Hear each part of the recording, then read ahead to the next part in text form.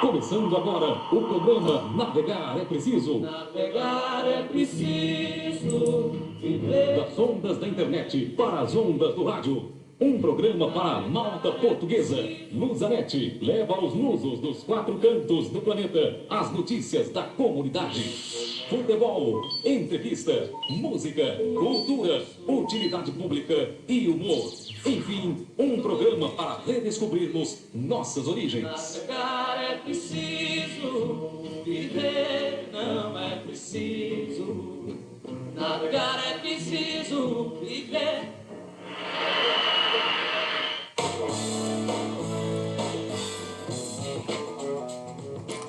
Muito bom dia, amigos internautas! Estamos começando nesse dia 15 de novembro de 2020, a edição de número 1057 do Navegar é Preciso, exclusivamente pela live do Facebook. O endereço é o facebook.com/Grupo Luzanet.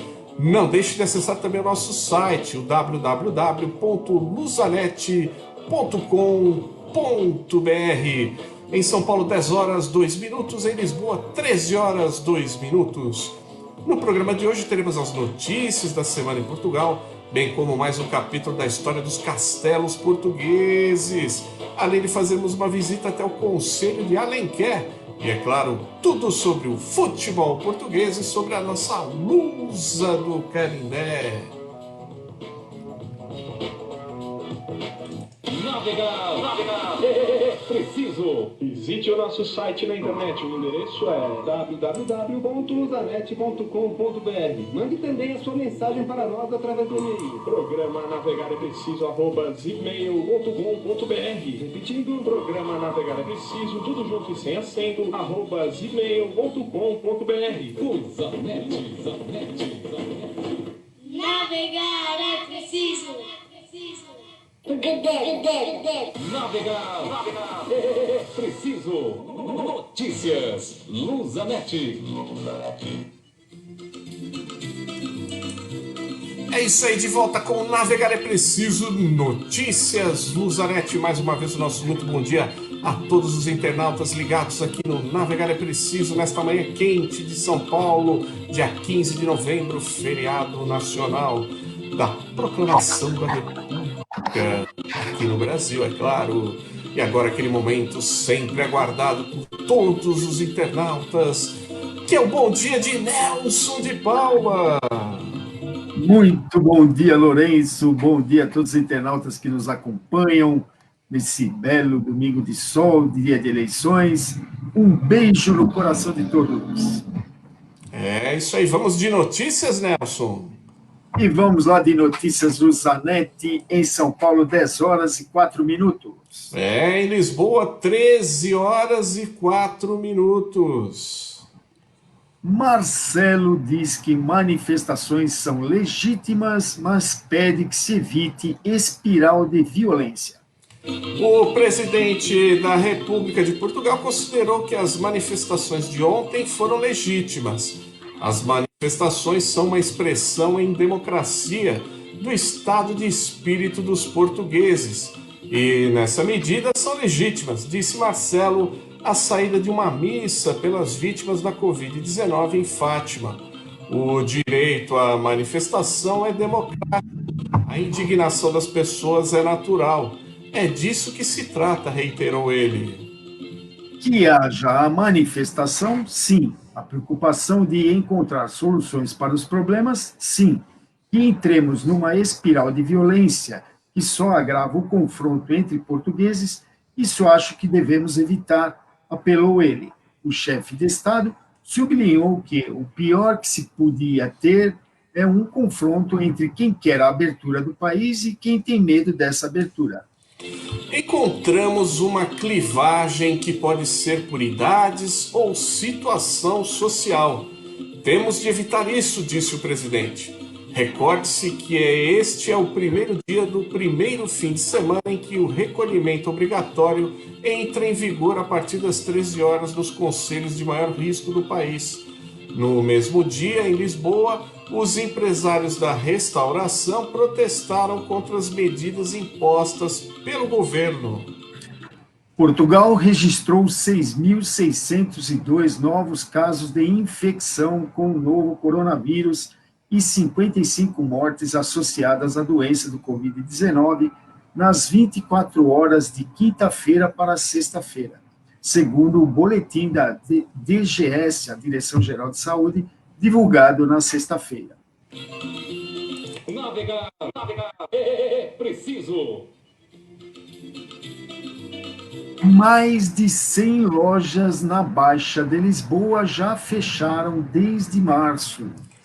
Como consequência da pandemia, encerraram atividades 111 lojas nas 4 principais ruas da Baixa de Lisboa: Augusta, da Prata, do Ouro e dos Franqueiros, desde o mês de março. Foi o que revelou ao Expresso o vice-presidente da Associação de Dinamização da Baixa Pombalina. A tendência de encerramento vai agravar-se, alertou Vasco de Mello, segundo o jornal do Grupo Empresa. A crise sanitária e socioeconômica causada pela Covid-19 fez aumentar o incumprimento e a entrega de chaves, mas os preços não diminuíram. Ademais, denotam-se quebras acentuadas no consumo que obrigam os lojistas a fechar as portas. Para muitos comerciantes, a falta de pessoas na Rua Augusta e demais ruas da Baixa Lisboeta é comparável ao que aconteceu depois do incêndio do Chiado. Contactada pelo semanário, a vice-presidente da Associação Lisbonense de Proprietários explica que em 5 meses, entre abril e agosto, não se pagaram rendas aos senhorios sem que tenha havido sequer uma moratória fiscal ou qualquer apoio. Só há obrigação de pagar dívida a partir de janeiro de 2021 e a lei prevê até 24 prestações, referiu Yolanda Gávea. Navegar é preciso. Na Puxante São Paulo, 10 horas e 9 minutos. No Porto, 13 horas 9 minutos.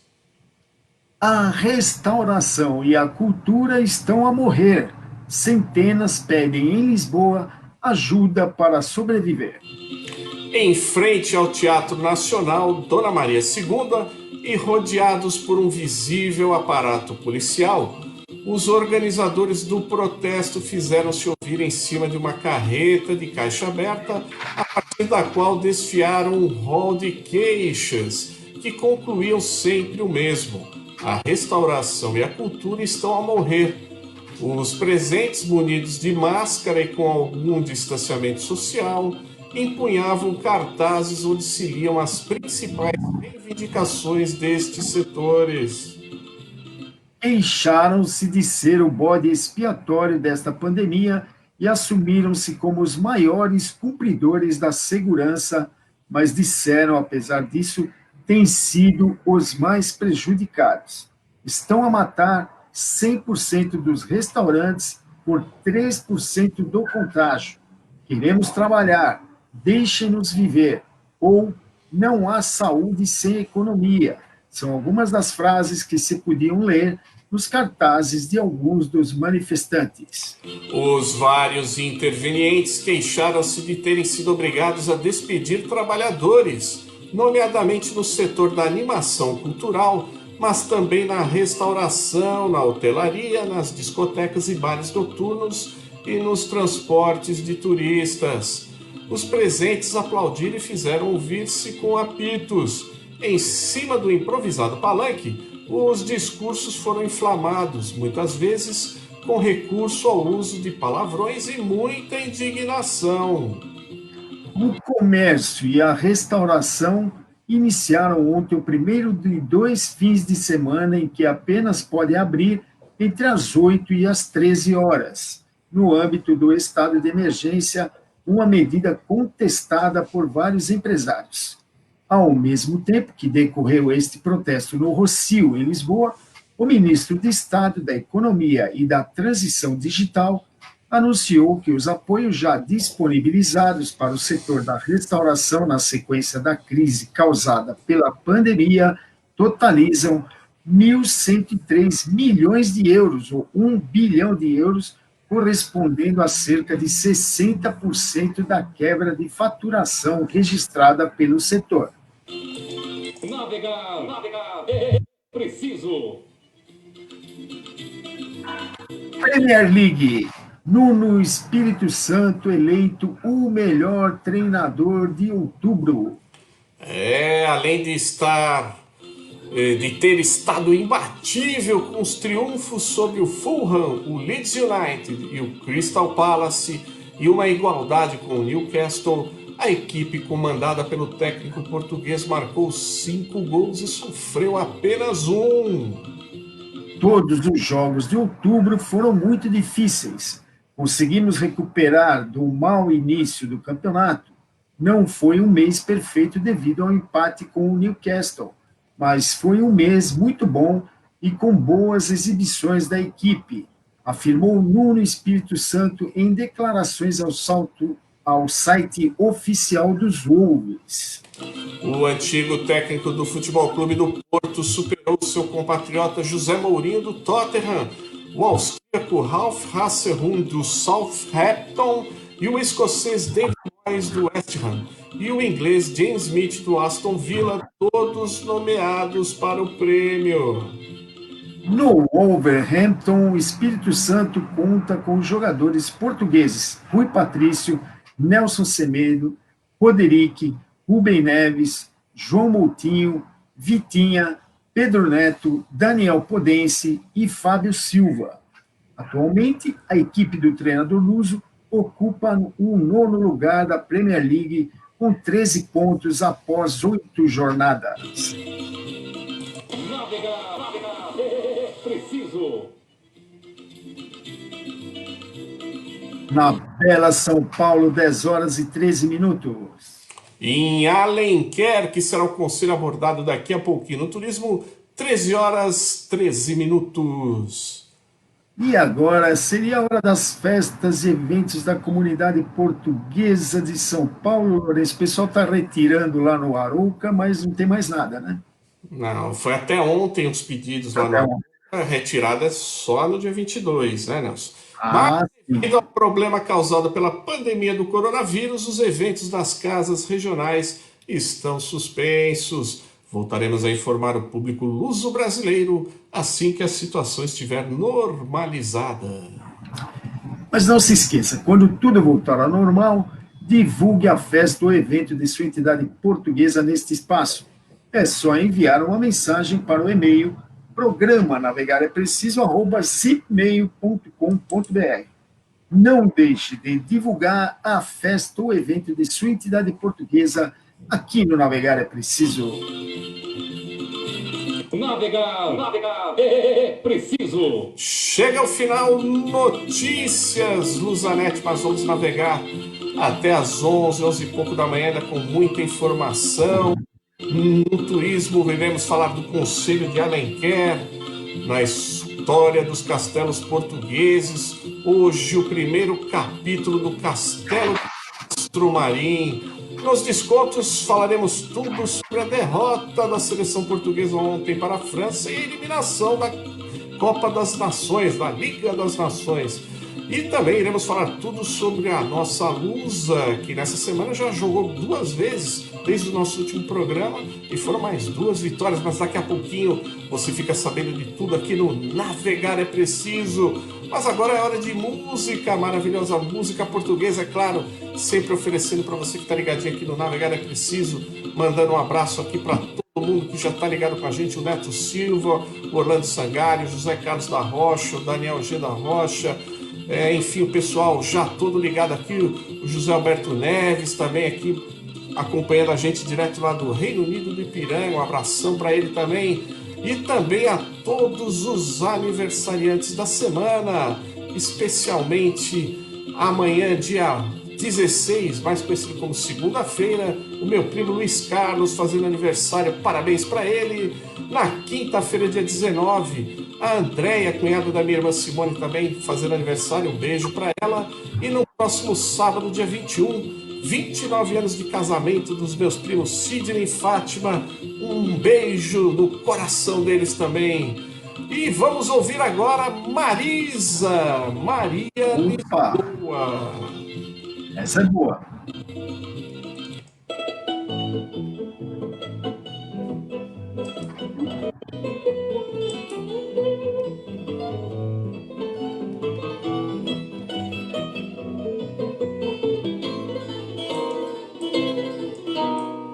A varinha usa chinela, tem movimentos de gata, na canastra, a caravela, no coração a fragata, na canastra, a caravela, no coração a fragata, em vez de cores no chão, gaivotas vêm a coisar.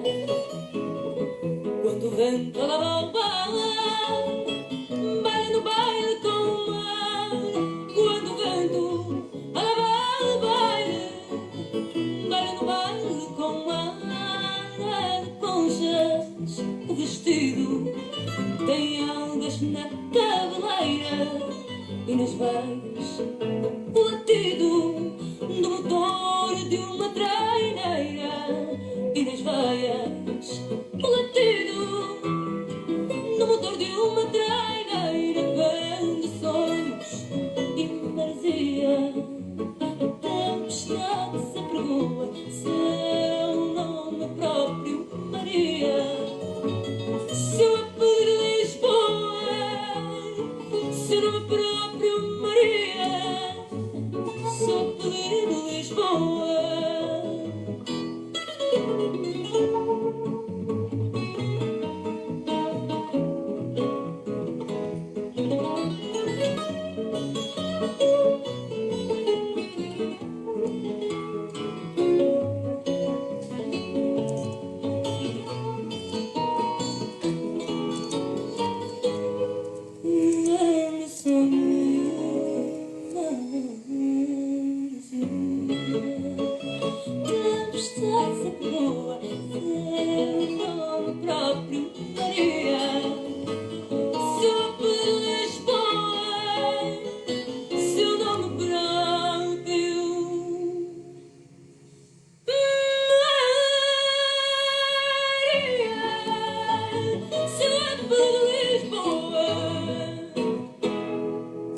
Navegar é preciso. Visite o nosso site na internet, o endereço é www.lusanet.com.br. Mande também a sua mensagem para nós através do e-mail. Programa Navegar é Preciso, @gmail.com.br. Repetindo, programa Navegar é Preciso, tudo junto e sem acento, @gmail.com.br. Navegar é preciso. Navegar é preciso. Redescobrindo a comunidade.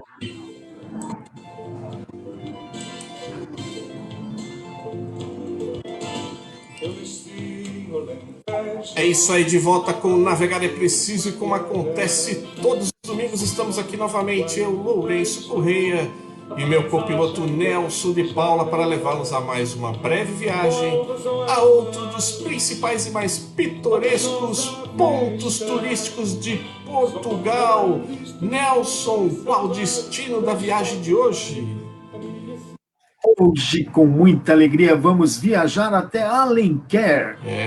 O Concelho de Alenquer está integrado no distrito de Lisboa, ocupando uma área de 302 quilômetros quadrados, distribuída por 16 freguesias.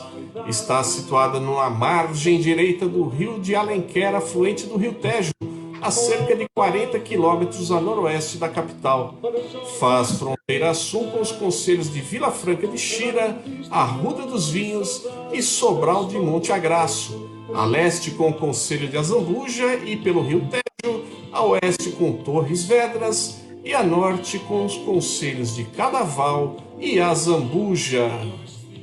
A presença de vestígios arqueológicos atesta a presença de habitantes desde o Paleolítico. Foi conquistada aos mouros por Dom Afonso Henriques e, segundo a tradição, usou de uma artimanha para tomar o antigo castelo. No reinado de Dom Sancho I, Alenquer foi doada à infanta Dona Sancha, passando a ser considerada a Casa das Rainhas. Recebeu o foral no século XVIII, mas foi só no século passado que o concelho tomou a sua atual dimensão. Nelson, já chegamos lá no distrito de Lisboa. Como é que fizemos para adentrar o concelho de Alenquer, hein? Saindo de Lisboa, deve-se pegar a autoestrada A1, sentido Porto, até Vila Franca de Xira. Em seguida, pegar a IC2 até Alenquer. Lourenço, Patrimônio, Cultura e Lazer de Alenquer. O turismo tem se desenvolvido no concelho de Alenquer, aproveitando os recursos naturais existentes, como a Serra de Monte Junto e o diversificado e importante patrimônio arquitetônico e histórico, onde se destacam as ruínas do antigo castelo e a igreja de São Pedro. Nelson, o que é que podemos trazer de recordações do artesanato de Alenquer, hein? Os destaques são as peças de barro, os mármores decorativos e também a cestaria.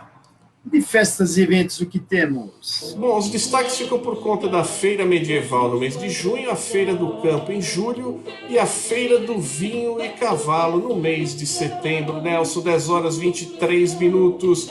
Como dizia o nosso saudoso amigo Abílio Erlander, já estou com água na boca.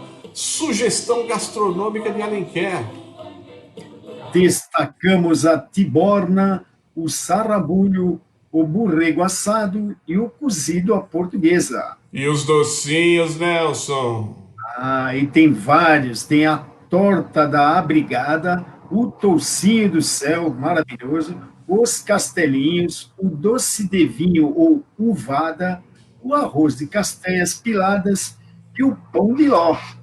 Nelson, quem quiser maiores informações sobre Alenquer, consulta que site, hein? Lá no site da Câmara Municipal de Alenquer, endereço eletrônico é o www.cm-alenquer.pt. Então não se esqueça, estando em Portugal, visite Alenquer.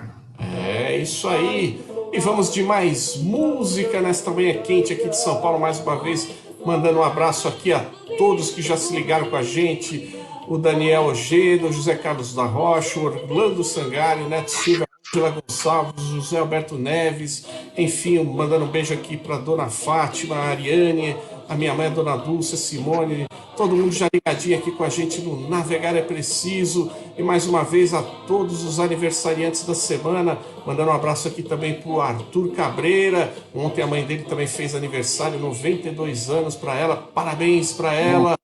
Mandando um abraço aqui também para o meu primo Luiz Carlos, que faz aniversário amanhã, dia 16. Na quinta-feira, dia 19, a Andréia, que é cunhada da minha irmã. E no sábado, dia 21, 29 anos de casamento dos meus primos Sidney e Fátima. Beijos para eles também. E agora nós vamos ouvir Vitorino, Menina Estás à Janela. Opa!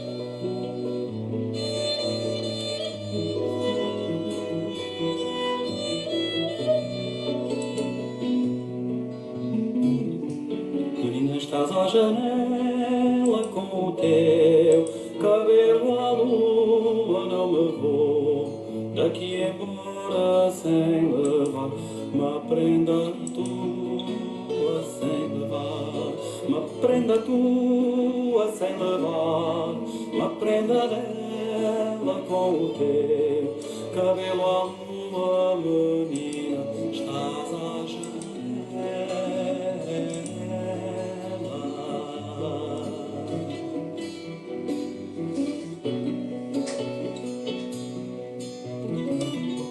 Os olhos requerem olhos e os corações, corações e os meus requerem os teus em todas as ocasiões.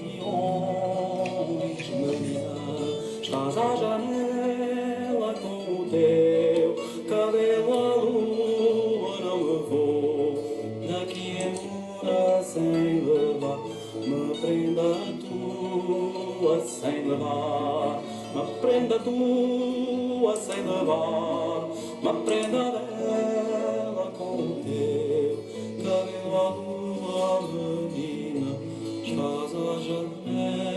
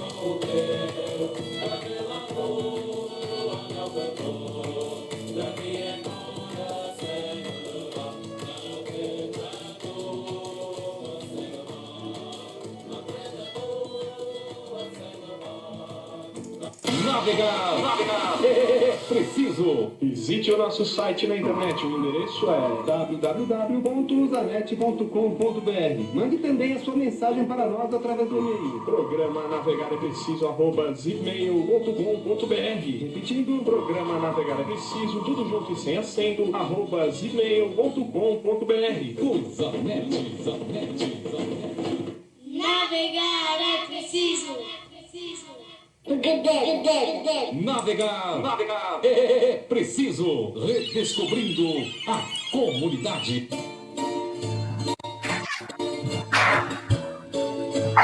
É isso aí, minha gente. Estamos voltando com o Navegar é Preciso. Agora é a hora da história de Portugal.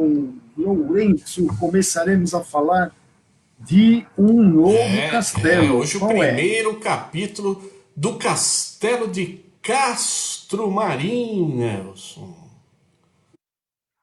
Pois é, um castelo de Castro Marim que localiza-se na freguesia e concelho do mesmo nome no distrito de Faro, em Portugal. Fortificação raiana em posição dominante sobre o chamado Monte do Castelo, defendia aquele ponto de travessia sobre a margem direita da foz do rio Guadiana, fronteiro ao castelo de Ayamonte, na margem oposta, hoje na Espanha. Ex-libris da vila, é considerado pelos estudiosos como um dos mais significativos monumentos da Idade Média portuguesa na paisagem da região. Encontra-se integrado na Reserva Natural do Sapal de Castro Marim, e Vila Real de Santo Antônio, sendo bastante apreciada a vista panorâmica sobre o rio, a zona do Sapau, a Serra Algarvia, a Espanha, as Salinas e as praias daquele litoral.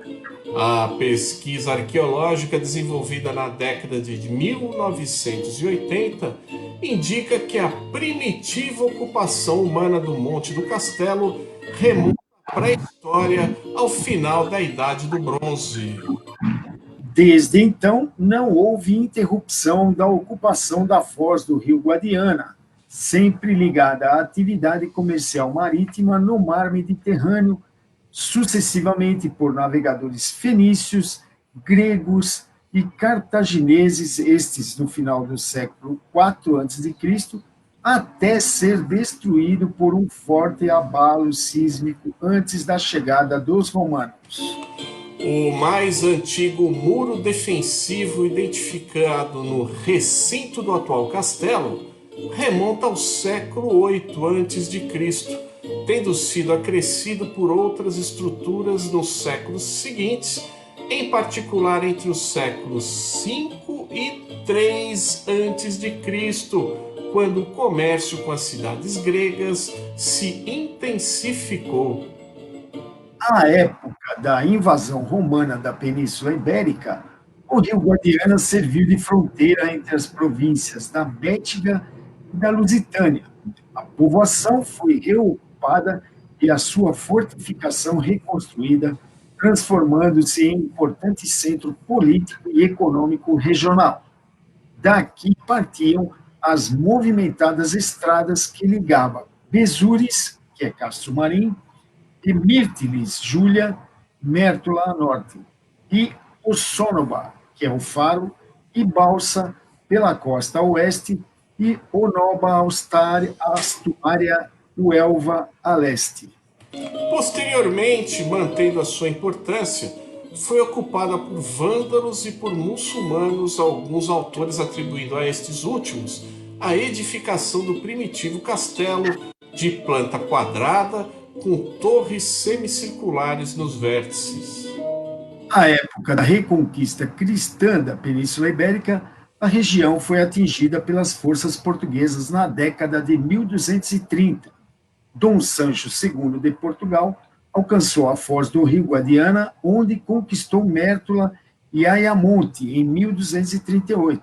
A conquista de Castro Marim deu-se a seguir sob o comando do mestre da Ordem de Santiago, Dom Paio Pérez Correia, em 1242. A partir de então, a coroa promoveu o repovoamento do Algarve a cargo das ordens militares. Castro Marim recebeu a Carta de Foral, passada por Dom Afonso III de Portugal, desde 8 de julho de 1277, com a determinação para a reconstrução de sua defesa. Sob o reinado de Dom Dinis de Portugal, foi iniciada a reconstrução da porta do castelo, conforme a inscrição epigráfica em 1º de julho de 1279. O soberano confirma e amplia o foral da vila a 1º de maio de 1282. Posteriormente, em virtude da negociação e assinatura do Tratado de Alcanices, em 12 de setembro de 1297, quando Portugal desistiu dos domínios de Arouche, Ayamonte, Aracena e outros, recebendo em troca os de Campo Maior, Olivença e outras regiões, o soberano determinou o reforço do castelo de Castro Marim em 1303 e a construção de uma barbacã. Essas estruturas ficaram conhecidas respectivamente como Castelo Velho e Muralha ou Castelo de Fora. Olha aí que bacana o primeiro capítulo do Castelo de Castro Marim, que lá em 1303 já era chamado de Castelo Velho. Então você imagina que tempo foi construído esse castelo, e os portugueses, quando decretaram a sua liberdade, trataram de mantê-lo E como se disse aqui, o Castelo de Castro Marim é considerado aí um dos mais notáveis castelos e mais significativos monumentos da Idade Média portuguesa, lá na região de Castro Marim. Então, muito bacana essa história. Estamos apenas começando o Castelo de Castro Marim, teremos mais uns 2 capítulos de História de Portugal, do Castelo de Castro Marim, Lourenço. É isso aí. Já já nos descontos, tudo sobre o futebol português com o Nelson Camões e o Emídio, que já já está entrando em contato com o Nelson pelo celular. Então vamos de futebol português. Navegar é preciso. Visite o nosso site na internet. O endereço é www.usanet.com.br. Mande também a sua mensagem para nós através do e-mail. Programa navegar é preciso @gmail.com.br. Repetindo, programa navegar é preciso, tudo junto e sem acento, @gmail.com.br. Usanet. Navegar é preciso. Navegar é preciso. Nos descontos.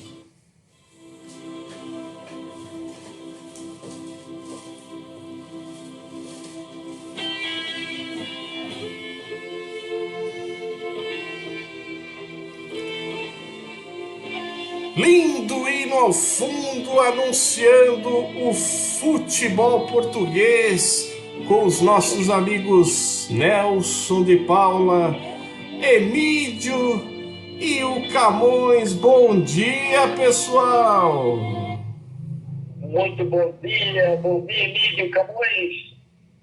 Bom dia, pessoal. Bom dia, Camões, Lourenço, internauta. Muito bem, semana agitada no futebol português, Emílio. Vamos começar com destaque que está completo o grupo de Portugal para a Euro, é isso mesmo? Exatamente, a Eurocopa, que foi transferida para o ano que vem devido à Covid, tinha alguns jogos para definir os últimos classificados e se definiu essa semana o último classificado do grupo de Portugal, Grupo F, que foi a Hungria. Grupo F que tem Portugal, Alemanha, França e Hungria. Portugal estreia dia 15 de junho, aliás, lembrando, Portugal, atual campeão europeu, estreia dia 15 de junho na Hungria, em Budapeste. Depois enfrenta no dia 19 na Alemanha, em Munique, a Alemanha, e volta a Budapeste para enfrentar a França no dia 23 de junho do próximo ano. Vida dura para Portugal, não é mesmo, Camões?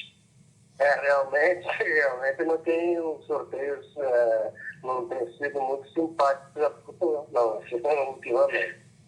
Pois é, puxa, França e Alemanha na mesma fase, Mas eu vou acostumar. Emílio, como é que é? Acostumar, né? Ah, sim. Emílio, como é que é? Classifica um. Não tive certeza, mas parece-me que classifica um ou dois, depois a gente vai ter as 16avos, oitavas e por aí adiante. Eu acho que é um de cada e depois os melhores, tem 2 ou 3 melhores segundos colocados. Bom, semana que vem a gente dá uma pesquisada, Camões está certo. É isso, né? Então tá bom. Seleção portuguesa goleou Andorra no preparatório do jogo da França, né? Mas não deu, né? Portugal jogou com Andorra, entrou com um time totalmente misto, aliás, nem misto, time reserva, fez 2-0 no primeiro tempo, gols dos estreantes Pedro Neto e Paulinho, depois entrar para complementar, o Fernando Santos fez as mudanças, colocou os principais estrelas, Renato Santos fez um gol, o terceiro, depois um gol contra, o quarto, depois o Cristiano fez o seu gol de número 102, o quinto, Portugal fez 7-0, centésima vitória de Cristiano Cristina, camisa de Portugal. O João Félix fez o último gol, o 7º gol aos 43, mas ontem a França se vingou da derrota na final da Euro para Portugal. A França teve o maior domínio de jogo. O Rui Patrício foi a estrela da partida até o gol da França, onde, na minha opinião, ele rebateu uma bola que não poderia rebater, mas já tinha salvo Portugal de 3 lances iniciais. A França fez 1-0, mandou uma bola na trave, Portugal pressionou. Aí a França, que fez o gol no começo do segundo tempo, tratou de garantir o resultado. França, com isso, venceu o grupo, porque no critério de desempate vale confronto direto. O jogo na França foi 0-0. Com isso, a França está entre os 4 semifinalistas da Liga das Nações. Portugal não tem mais a chance de buscar pelo vice. E a França, além disso, se ficar como campeão vice da Liga das Nações, ainda garante vaga no play-off, repescagem para aqueles que não conseguirem vaga para o Mundial. Realmente é uma vantagem. Portugal não foi bem, né, Camões? Realmente eu acho que Portugal, sinceramente, mas Portugal amarelou, porque quando realmente precisava mostrar que é realmente uma das melhores seleções, ele acabou não fazendo. Ele, como o Vinícius já falou, deixou a França tomar conta do jogo. O Rui Patrício realmente também tinha salvado Portugal em 2 ou 3 situações, mas eu também estou com o Emílio. Desta vez, quando ele foi o São Patrício na França, desta vez ele também foi um dos responsáveis pela eliminação, porque essa bola era impensável. Mas além dele, não só ele também, realmente, eu acho que com 37 anos, o Pepe ainda faz falta nessa defesa, porque esse miolo da zaga portuguesa é muito fraco. Porque deu todo o tempo da zaga rebater essa bola, e não tinha ninguém para fazer isso. O José Fontes, para mim, é fraco. O Muniz ainda é muito novo, muito inexperiente. E outra coisa que eu, na minha opinião, não faria, a escalação do meio-campo de Portugal com Danilo e com William Carvalho deixou o meio-campo muito lento. O Danilo e o William Carvalho são lentos na reposição de bola, embora sejam verdadeiros tanques. Eu acho que Portugal tinha intenção de acuar a França, não poderia nunca ter entrado com William Carvalho e Danilo no meio-campo, pelo menos ao início da partida. Pois é, com isso Portugal está fora e agora vira os olhos lá para a Eurocopa, né? Eu só queria lembrar, nesse mundo, mais incompetente que Portugal, porque eu acho que Portugal foi incompetente, foi no jogo da Espanha, rapaz. Acredita, Suíça e Espanha 1-1, com a Suíça tendo um jogador expulso e a Espanha perdendo 2 pênaltis, amigo. Empatando só no final, mesmo depois de perder 2 pênaltis com o Sérgio Ramos. O joguinho, aquele tic-tac da Espanha está ficando manchado, né?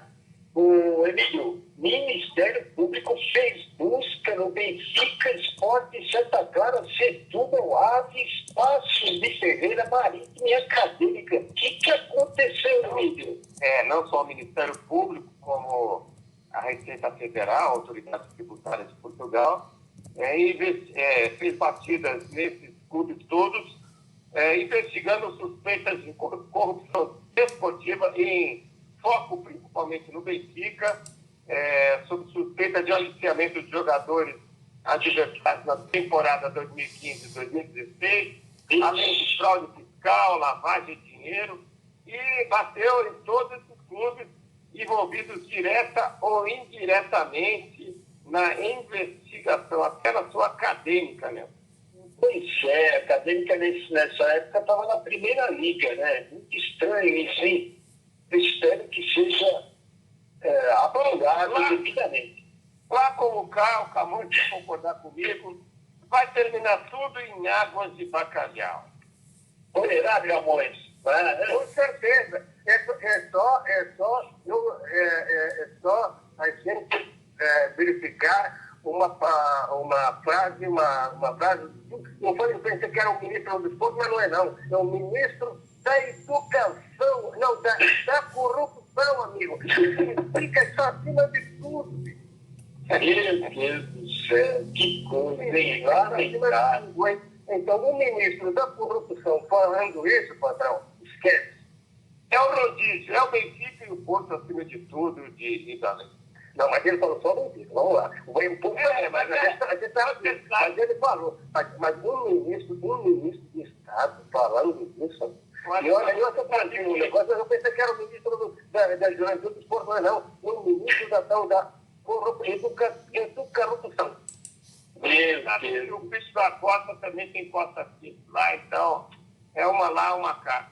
É o tal negócio, né, Emílio Camões? Eles não sofrem punições, fica tudo do mesmo jeito, continuam avançando com essas táticas aí, extra-campo. E a grande novidade é que hoje domingo, ele ainda continua ministro.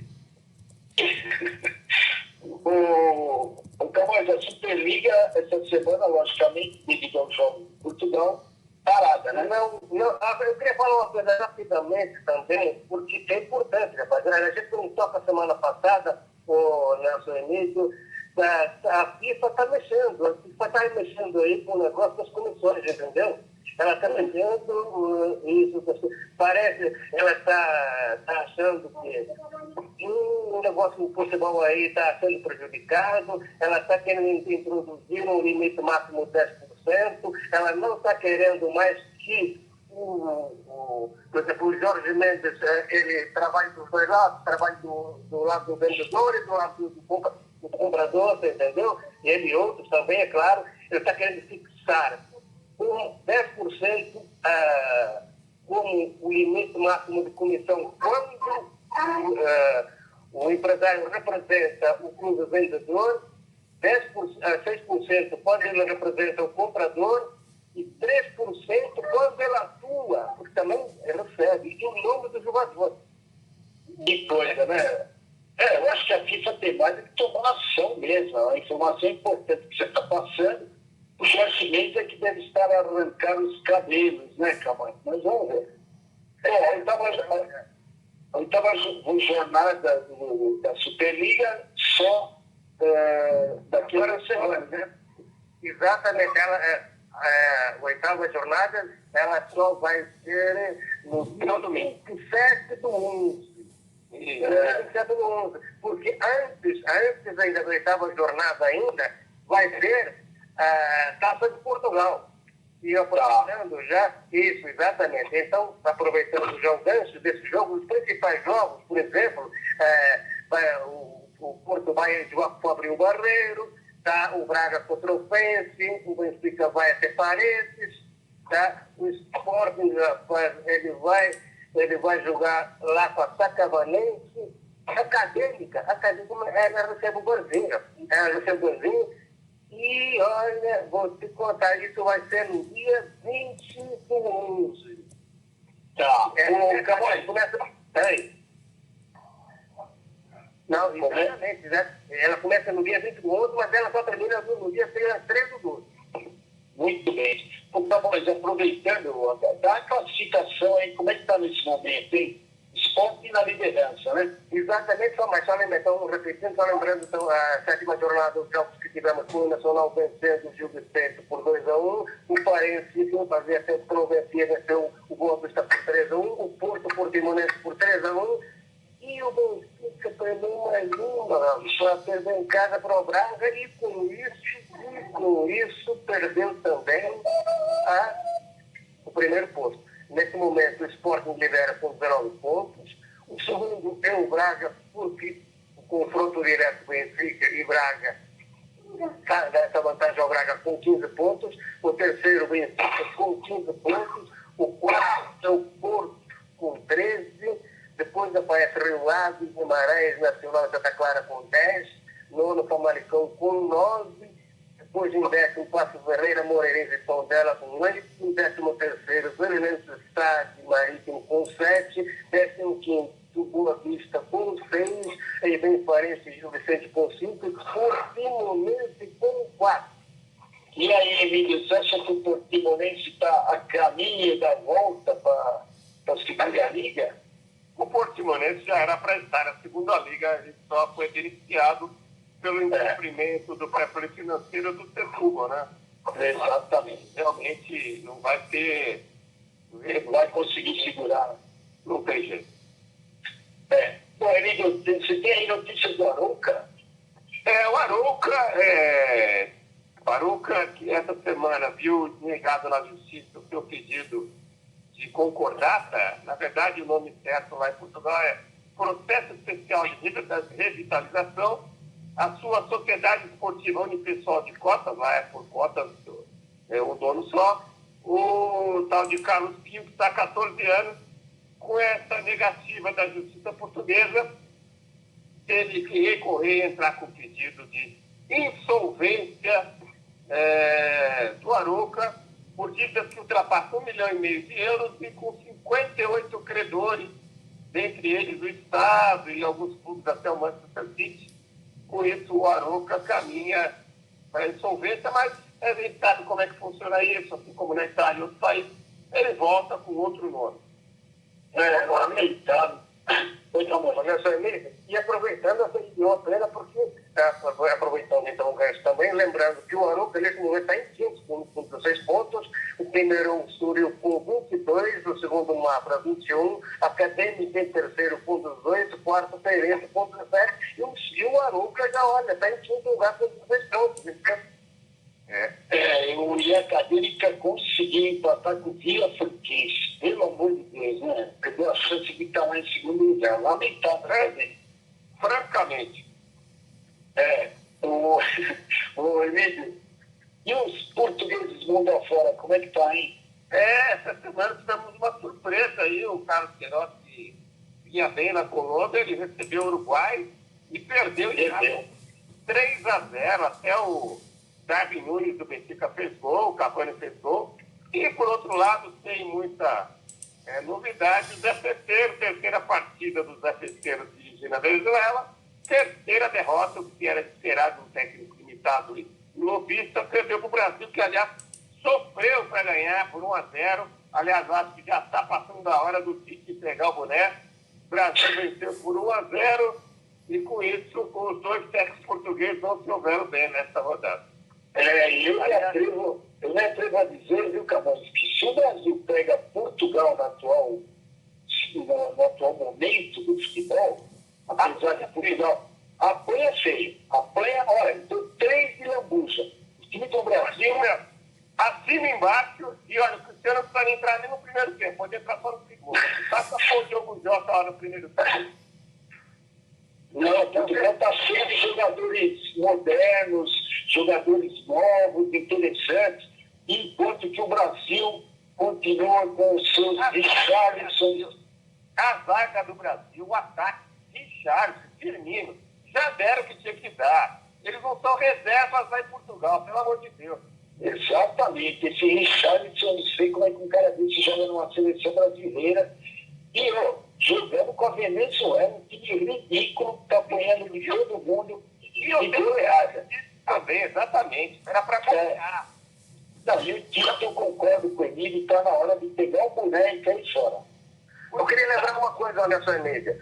Mas, olha, eu vi esse jogo também, mas a Venezuela está a cara do pedreiro, rapaz. Fez uma muralha ali, uma retranca. Ele pode perder, mas está a cara do pedreiro.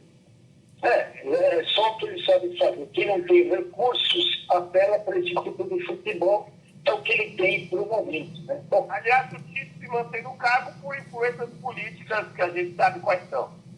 Exatamente. E convocando um monte de jogador que eu nunca ouvi falar. Pelo amor de Deus, né?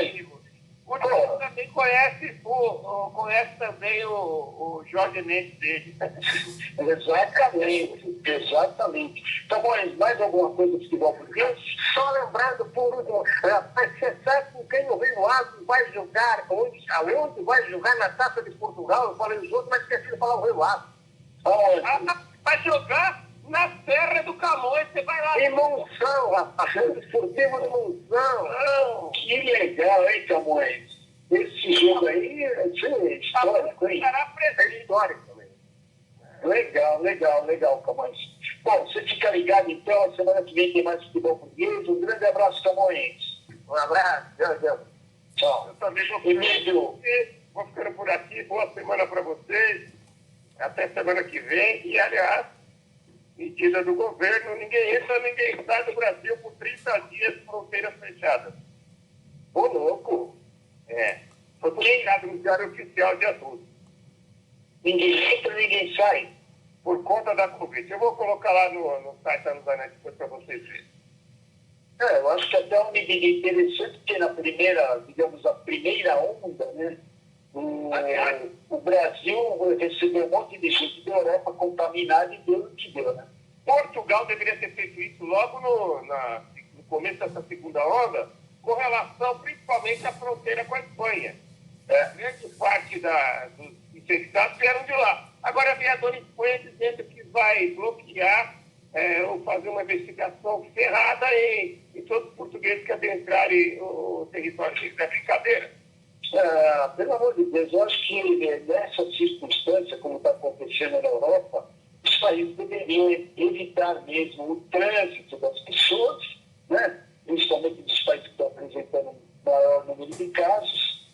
E, sabe, esse negócio de fique em casa já está provado que não deu certo, né? Então, é preciso tomar outras medidas. O mundo já aprendeu alguma coisa aí com a Covid, tem que tomar medidas mais assertivas, né? Mas vamos acompanhar, né, Emílio? É isso aí. Um abraço a todos, boa semana para todos. Um abraço, Emílio. Tchau, tchau.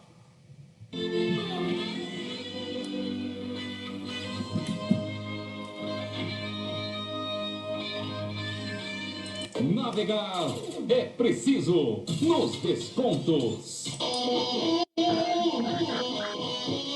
Vamos de Lusa! Lusa do Canindé, que ganhou 2 partidas aí, uma na quarta-feira, 4-0 aí contra o Nacional no Canindé, e ontem 3-1 contra o Água Santa. A Água Santa que estava na primeira divisão aí esse ano, né, Nelson? Na A1, né, de São Paulo. Eu particularmente estou gostando muito do time da Portuguesa. É lógico que o primeiro jogo com o Guarani, sub-23, depois o Nacional, que não é nenhuma potência. Mas ontem, o Água Santa, até para minha surpresa, deu trabalho, estava jogando melhor que a Portuguesa, até a hora do pênalti, que deu o primeiro gol para a Portuguesa, né? O gol Giovani, foi do Giovani, né? Ele sofreu o pênalti e ele fez o gol. Então, a Portuguesa, muito bem. Eu estou gostando do jogo da Portuguesa. Tem certas coisas, Lourenço, que são meio básicas, assim, que o Marchiori está identificando, e eu estou tirando, como eu já tirava o chapéu para ele, só achei que ele foi mal no final da A2. Mas o Marchiori, ele é um conhecedor do futebol. Você vê que o time ele está arrumadinho, ou seja, pequenos detalhes. O lateral direito chuta com o pé direito, o lateral esquerdo chuta com o pé esquerdo, o meia esquerda é canhoto, que no caso ele adivinhou ali o Vinícius jogando, eu não sei se ele está improvisando, mas o Vinícius é um jogador muito habilidoso. Então ele é um belo jogador, eu acho que se dá melhor no meio do que na lateral, como aconteceu com o Zé Roberto, guardadas as devidas proporções, né? Mas o Vinícius, ele é um jogador habilidoso, entendeu? E a Portuguesa arrumou um lateral bom agora, né? Então, o que acontece? Pode usar tranquilamente o Vinícius no meio, jogando ali como um meia esquerda canhoto. O meia direita tem que ser destro, e por aí vai. Só está faltando, eu acho que é por falta de recurso mesmo, um centroavante raiz, né? Mas não podemos deixar de dar os méritos para o Bahia, que está fazendo gol todo jogo. E, aliás, ontem, Lourenço, você deve ter visto, os dois, fora o pênalti, né? Mas os 2 gols da Portuguesa, 2 golaços. O segundo gol do Adilson Bahia pegou de primeira, uma sapatada, golaço. E o terceiro gol do Carlos André, belíssimo gol também. O cara olhou para onde ia chutar, meteu no cantinho, o goleiro foi, não pegou. Então, a Portuguesa muito bem, jogo difícil que a Portuguesa soube administrar e ganhar com maestria contra o Água Santa. Né? Então, só que o jogo não foi lá essas coisas, né? Principalmente no primeiro tempo, lá o número 11 do Água Santa deitou e rolou lá na lateral, tanto que ele fez gol, inclusive empatou o jogo aos 47 do primeiro tempo. O Marchiori não gostou muito do time, fez 4 alterações no intervalo, né? A portuguesa ontem que começou jogando, ontem já tinha, no jogo de quarta-feira já tinha 6 desfalques por causa da Covid, parece que a Covid atacou lá o centro de treinamento da Portuguesa, 6 jogadores já tinham sido afastados no último jogo, e ontem o Feijão e o Sacomã também deram positivo, tiveram que sair do time, já estavam lá no Canindé, tiveram que ser excluídos da equipe, aí ele teve que colocar o Robertinho de lateral, né? E no lugar do Feijão, e aí o Marchiori não curtiu muito aí todo o esquema nesse primeiro tempo. O outro rapaz, lateral esquerdo, Martinho, lá também, Rafael Martins também não agradou muito, ele teve que pôr o Patrick, que é da Sub-23, lá do Sub-20 da Portuguesa, que aí no segundo tempo também o número 11 inverteu lá, foi nas costas dele, tava uma festa na lateral esquerda da Portuguesa. É que o time do Água Santa também falta bolinha também, viu? Porque se tivesse dado um aperto na Portuguesa, tinha confessado. E uma coisa que eu queria comentar com você, não sei se você reparou, por causa do Sacomã ter sido sacado por causa da Covid, o William Magrão teve que jogar os 90 minutos.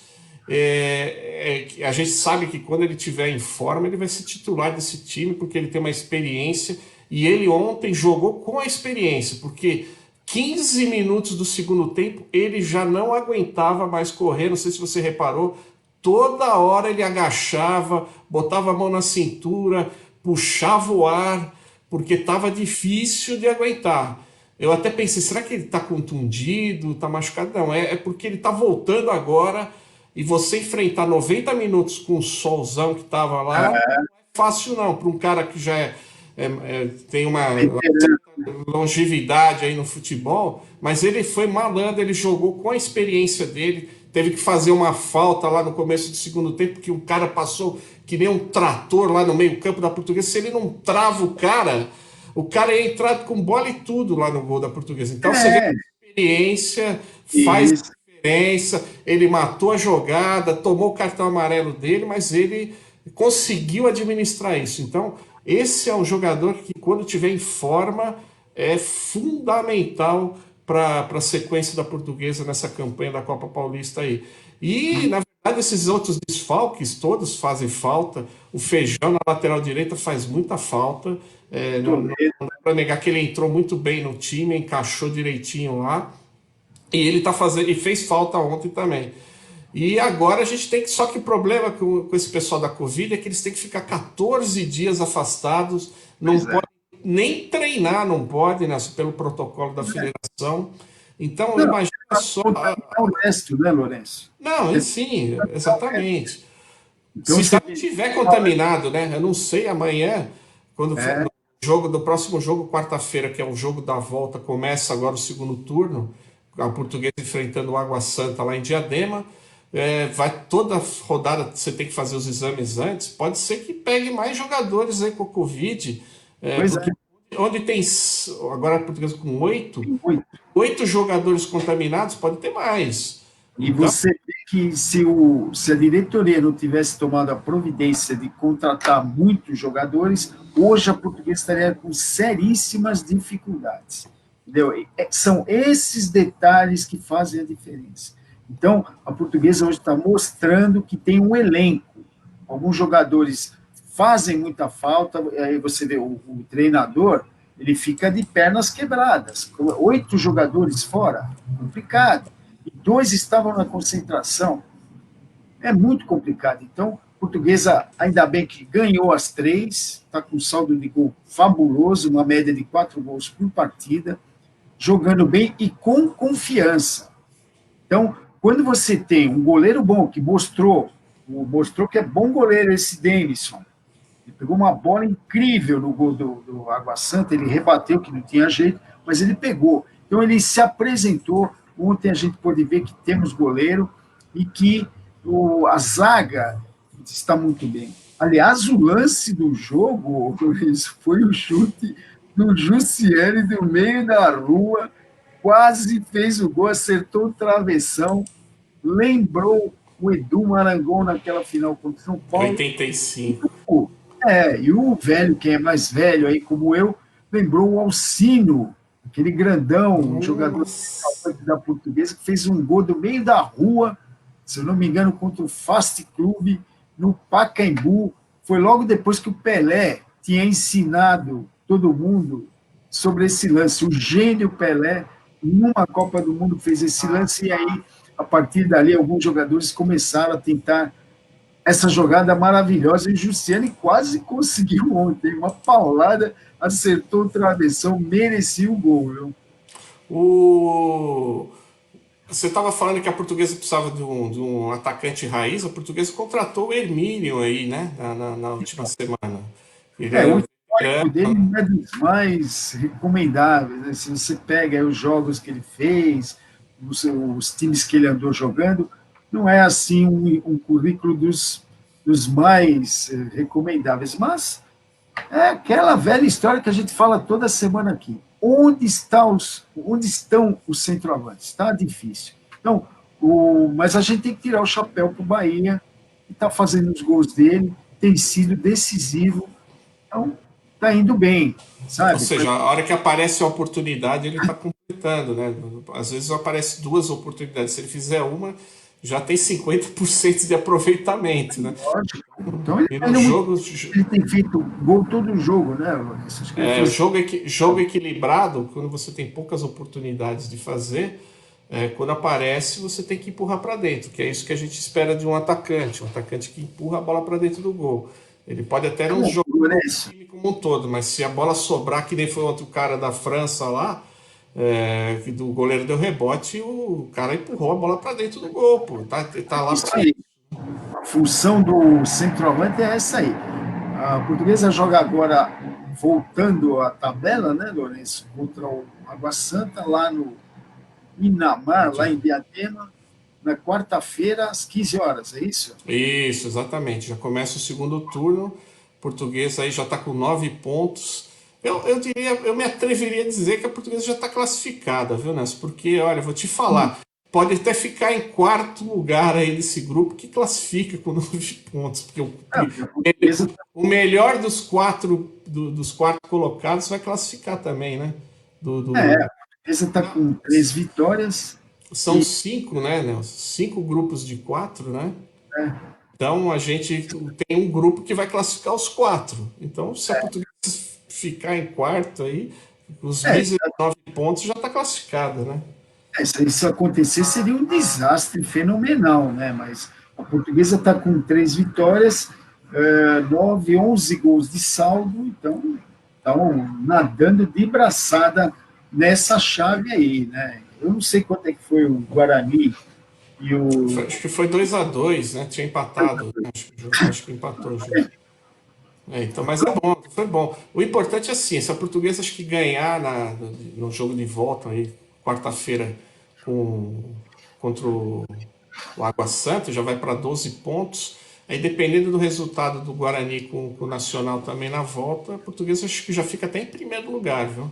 Garante o primeiro lugar, exatamente. O importante é que a Portuguesa está indo muito bem, apesar desses problemas aí com a Covid, a Portuguesa está indo bem.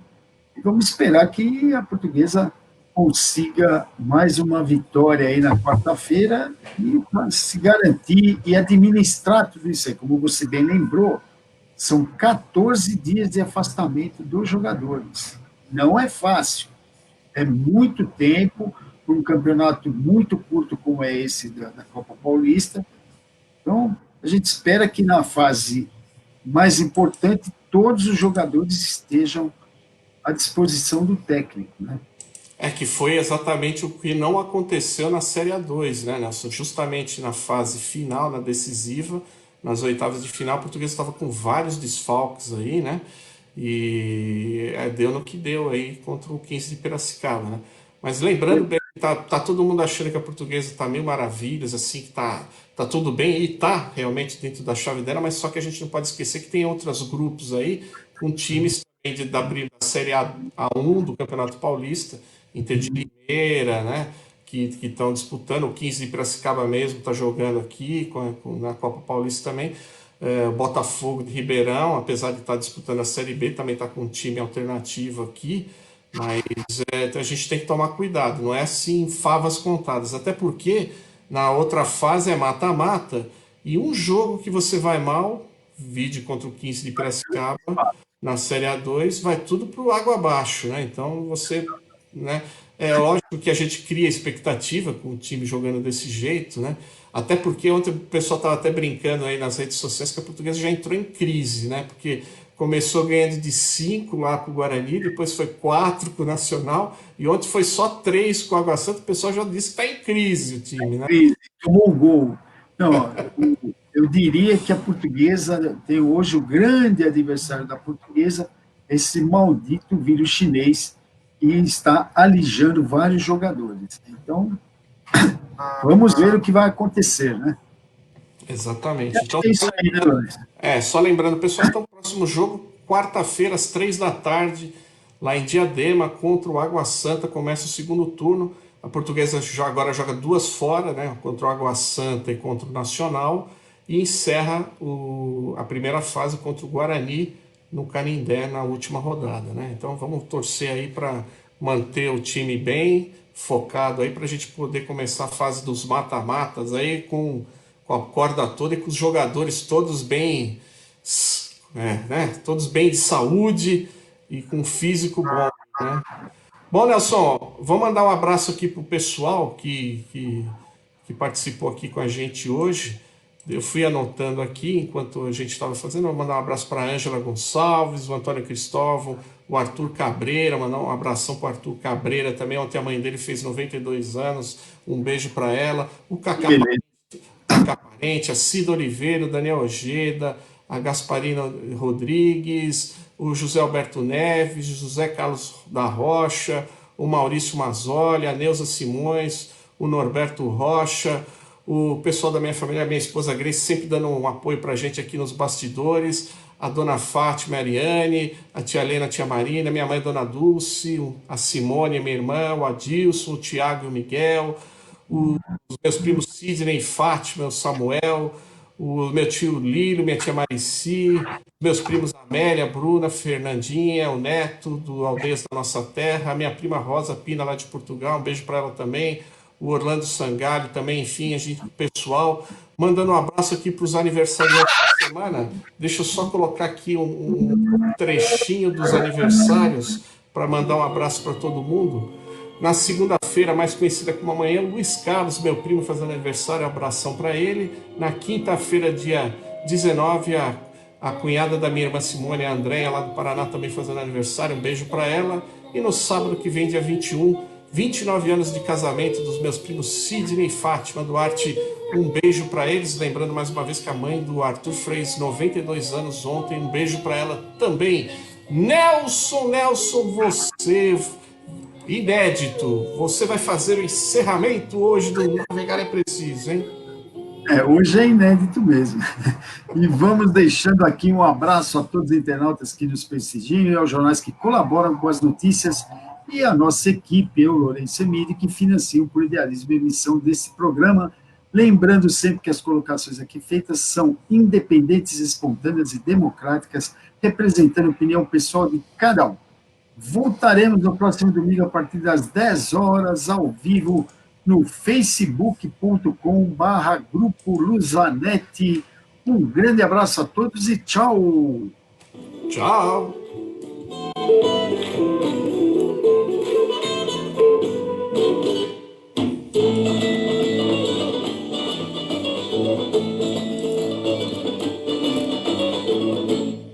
Luzanetti.